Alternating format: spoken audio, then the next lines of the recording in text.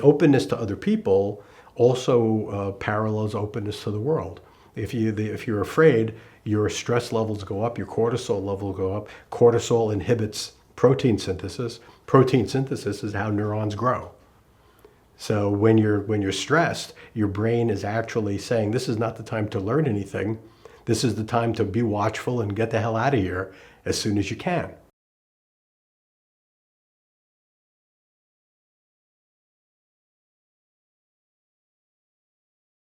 Marva Collins. She was a public school teacher in Chicago, and she was in this system, and systems have a way of not really putting the majority of their effort into their mission, right? Systems, usually the mission changes from whatever the initial purpose was into the mission of taking care of the system. But she was someone who was in the system, and she's year after year watching children fail and seeing the disconnection between the system and what the children needed. It just got to her to the point where she, quit her job, cashed out her retirement, and went to the Goodwill, got as many chairs and desks as she could afford, and she started a school in the top floor of her brownstone in Chicago. And she would only take the children that failed out of school. And her motto was that, the children don't learn if they don't feel loved enough to feel important,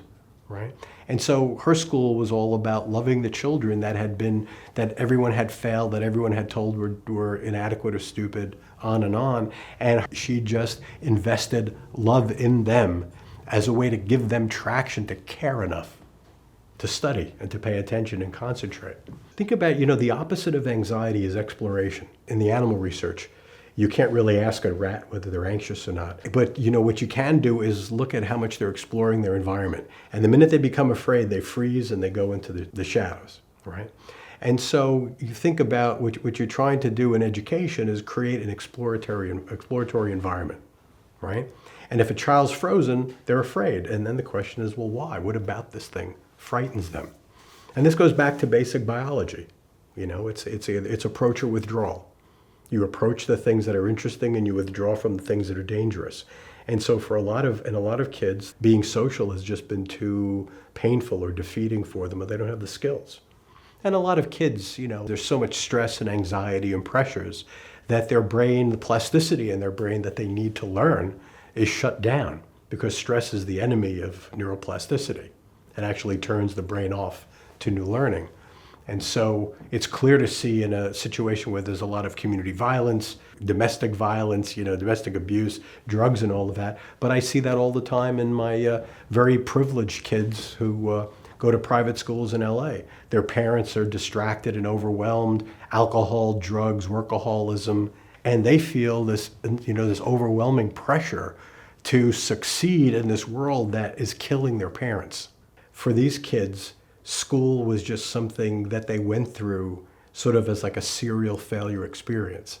They went from one teacher to another, one school to the next, always got bad grades, and then were socially promoted or expelled, right? So I think she was trying to get their attention that this was a different situation. This is a different context, right? But when it comes to your kids, I think it has to do more with going back to what we talked about earlier, which is to figure out who they are, and not only that, but what they want to do and what they're good at. Failure is not an option, but it doesn't mean they're going to learn to read or do math or do anything at the pace of other kids. Where do you want to go, and how can we work towards getting you to where you want to go, right?